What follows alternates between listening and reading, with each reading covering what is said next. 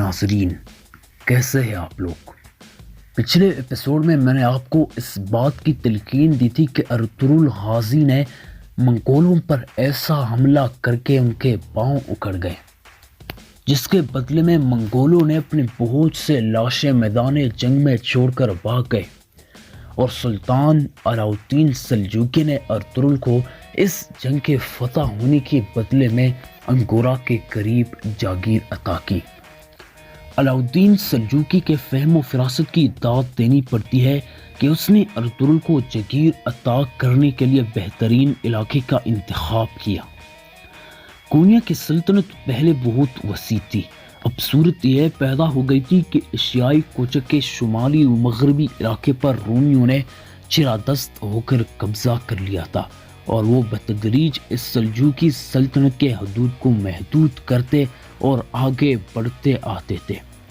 دوسری طرف مشرقی علاقے مغلوں کے دستبر نے جدا کر لیے تھے اور وہ دم بدم آگے بڑھ رہے تھے۔ اس طرح سلطنت کونیا دو باٹوں کے درمیان پسی جا رہی تھی اور محدود ہوتے ہوتے ایک ریاست کی شکل میں تبدیل ہو گئی تھی، جس کے بہت جلد فنا ہونے کی توقع تھی۔ اس بہادر گروہ اور ان بہادر سرداروں کو دیکھ کر علاؤالدین سلجوقی نے سلیمان کے بیٹے کو ایسے موقع پر جاگیر دی جو رومی سلطنت کے سرحد پر واقع تھا، اور باپ کو فوج کا سپہ سالار بنا کر مشرق کی جانب مغلوں کے روک تھام پر مامور کیا۔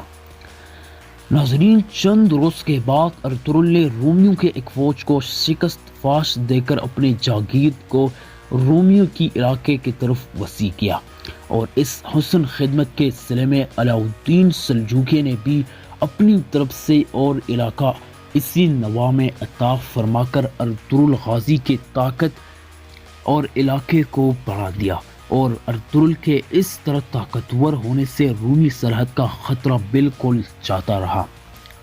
مگر چند روز کے بعد سلیمان خان نے، جو دریائے فرات کے کنارے مفوج سفر کر رہا تھا اور مغلوں کے خارج کرنے میں مصروف تھا، دریائے فرات کو عبور کرتی ہوئی دریا میں غرق ہو کر اسی ملک بقا ہوا۔ انا للہ و انا الیہ راجعون۔ ارطغرل اپنے علاقے پر حکمران رہا اور دم بدم اپنی طاقت کو ترقی دینے میں مصروف رہا۔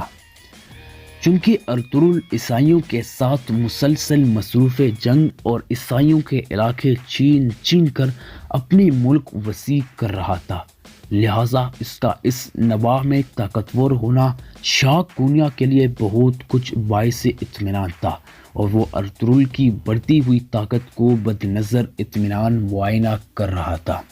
634 ہجری میں علاؤالدین کیقوباد کا انتقال ہوا، اور اس کی جگہ اس کا بیٹا غیاث الدین کیخسرو کونیا میں تخت نشین ہوا۔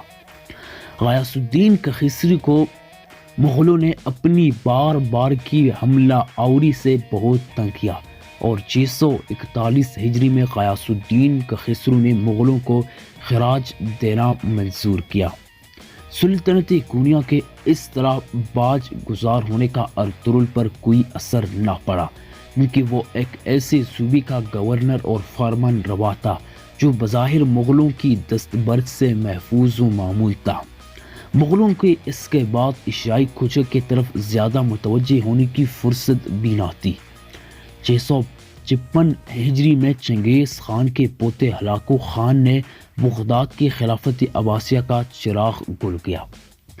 657 ہجری میں ارطغرل جاگیر انگورا کے گھر ایک بیٹا پیدا ہوا، جس کا نام عثمان خان رکھا گیا۔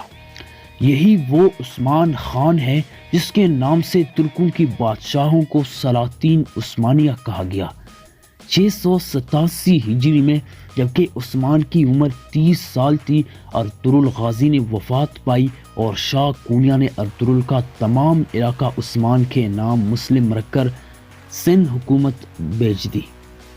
عثمان خان کی قابلیتوں سے واقف ہو کر اسی سال غیاث الدین کیخسرو بادشاہ کونیا نے عثمان خان کو اپنی فوج کا رئیس العسکر بنا کر اپنی بیٹی کی شادی عثمان خان سے کر دی۔